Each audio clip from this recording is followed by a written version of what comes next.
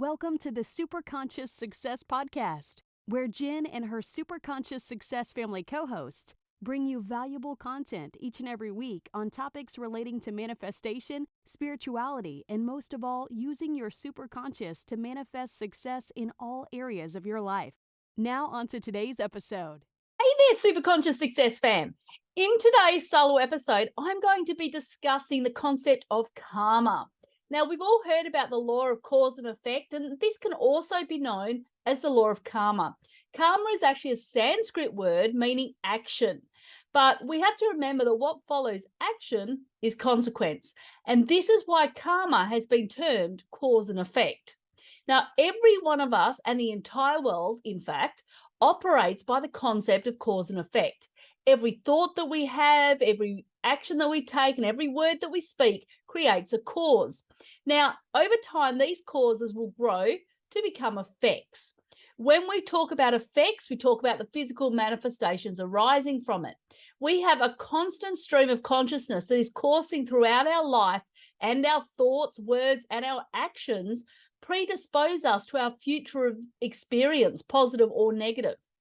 Now, this is why we say that when we need to be careful of what we think and what we say, and that we need to take action as though we've already manifested our desire, because moment by moment, we are constantly shaping our destiny.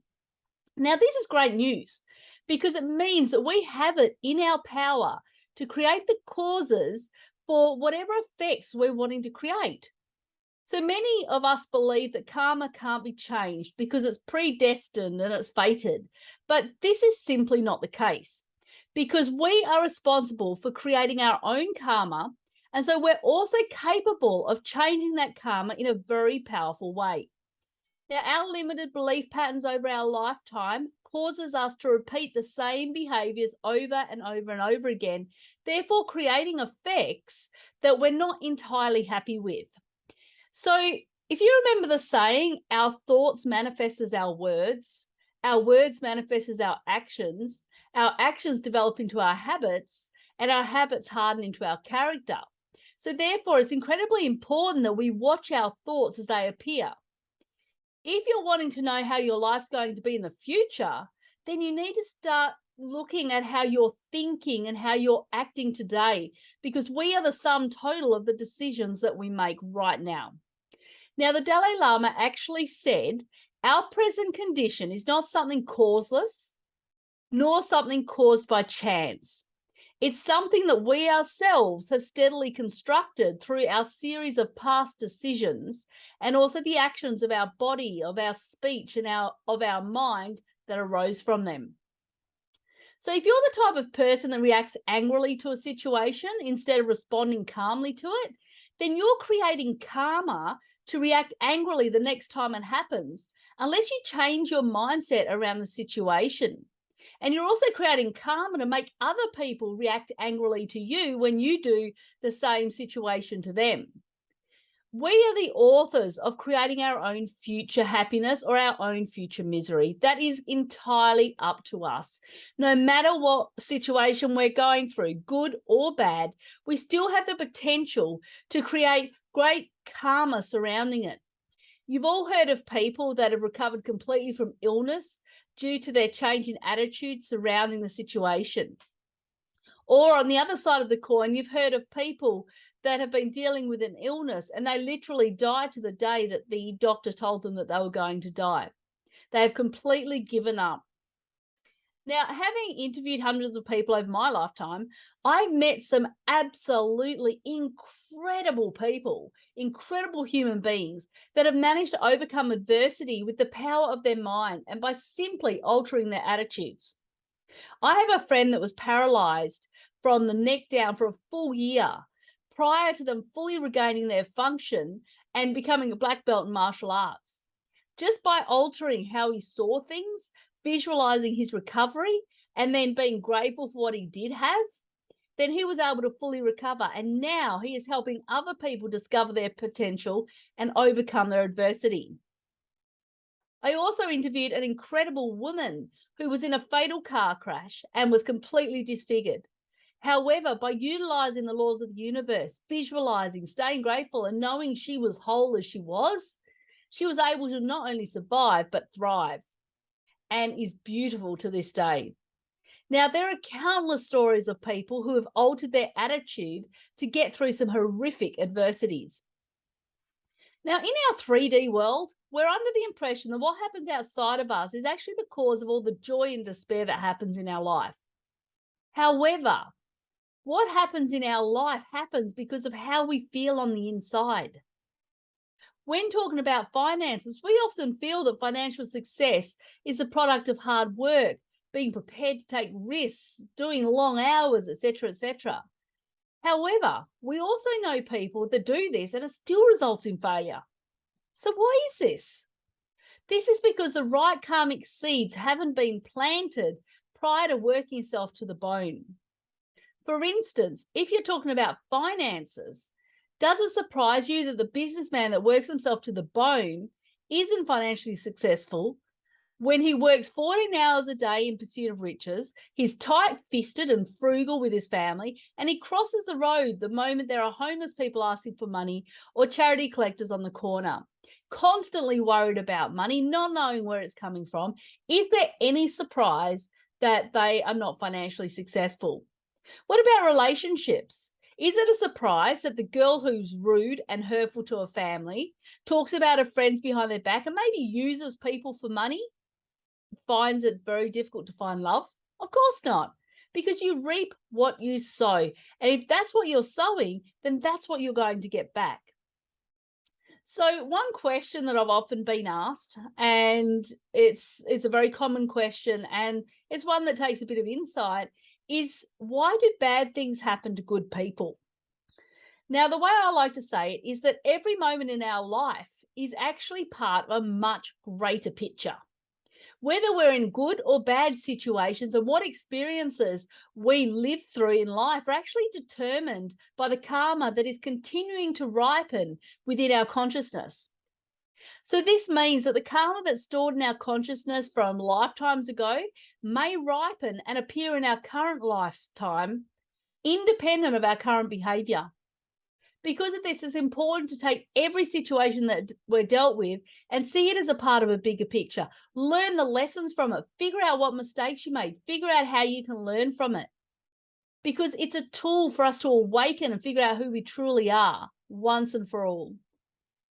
We need to take responsibility for who we are and what our destiny is so that we can remove that negative karmic debt that has accumulated over the lifetimes and then bring in an abundance of good karma. Because yes, it can be done. One thing that I feel is lacking in today's culture is that of taking responsibility. We like to blame everybody else for what's happening to us and where we are in our life, instead of looking within and taking the responsibility for it ourselves. We have within us the power to generate a consciousness that experiences events in a certain way. And therefore, we can manifest whatever we desire by accepting responsibility for where we are. I personally have been in many situations in my life and had many people appear in my life that I recognize are there to help me from my previous karma and to evolve as a soul. Rather than looking at something as irritating and getting angry over how someone is acting, how about instead you look at the situation from a neutral point of view and discover what it is you're wanting to learn from it? Think about it this way. Can you be angry with somebody that is really there for the purpose of you experiencing your own karma? Of course you can't. They're experiencing their karma, and so are you. By treating you horribly, they're also going to have that karma come back to them. And remember, this is all the opportunity for our soul to evolve. This is why we experience karma.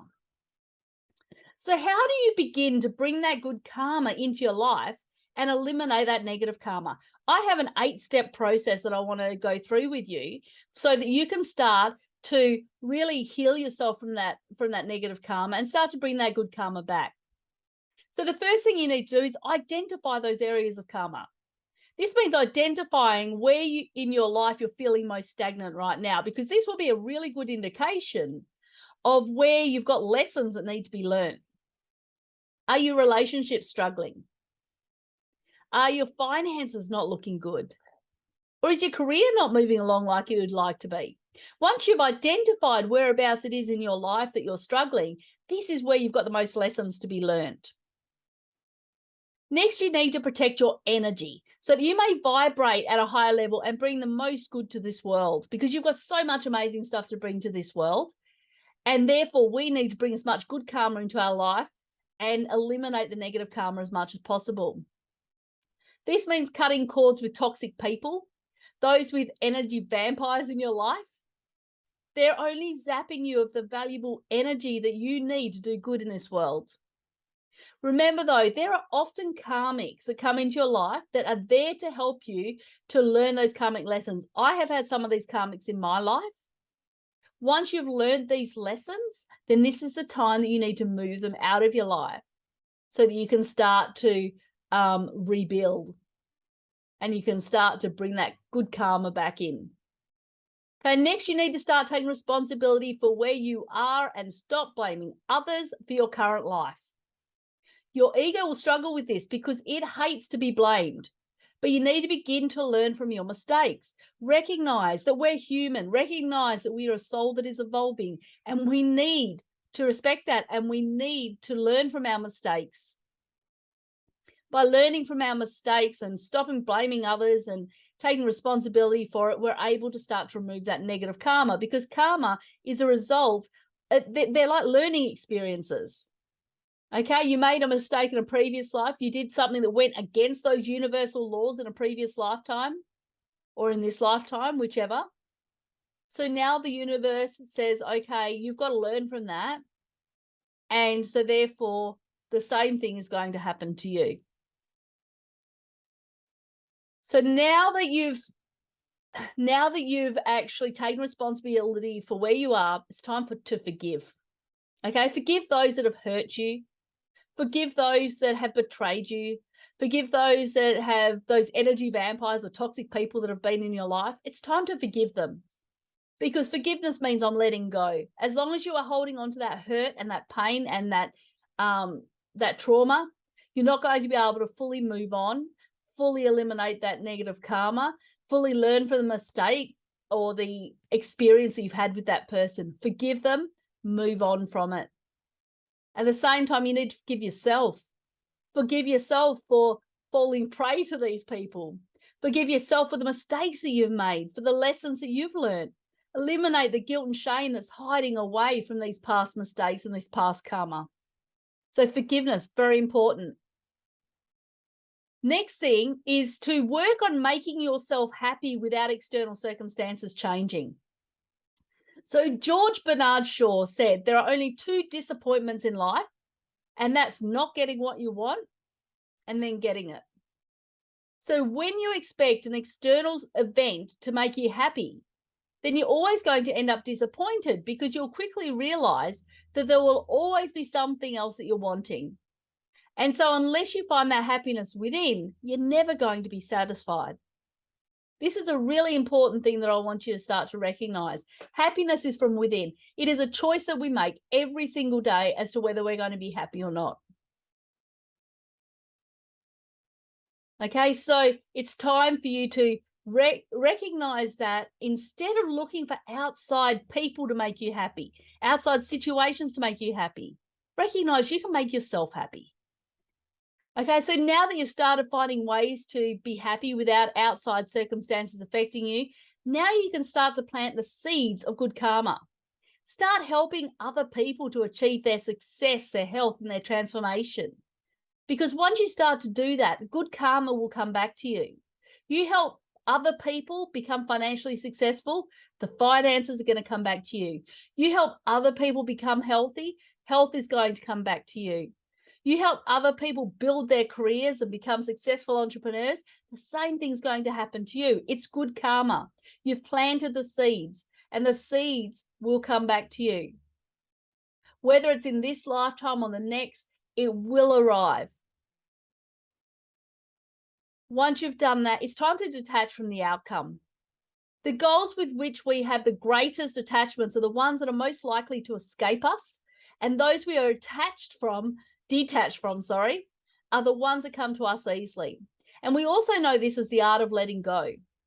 The more attached we are to the outcome, it provides resistance. And resistance stops us from manifesting. It stops the universe from being able to provide us with what we desire. So it's time to detach from it. The universe already knows that you want it. The universe already knows that it's in your vortex. The universe already knows that it's on its way to you. But if you're so attached to it, it means you're telling the universe that you don't believe it's coming, that you have to hold on so tight. You have to keep repeating the same request over and over because you don't believe it. Detach from the outcome, knowing that it's on its way to you. And finally, it is time to purify your karma. So you can do this by a number of different means. And depending on which places you go to, which resources you go to, there'll be lots of different people that do it in different ways. Okay, apart from all the steps that I've just given you, you can do something like do no harm to others. Okay, this is a pretty self-explanatory one, but this doesn't just mean people, it means the environment. It means pets. Okay, it means other items. It means having respect for even material possessions.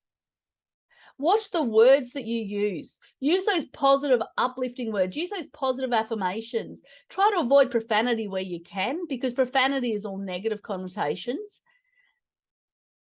Treat others with respect. Okay, and love unconditionally. That's your family, that's your friends, that's your loved ones. Whoever it is, treat them with respect, treat them with love, and that's going to come back to you.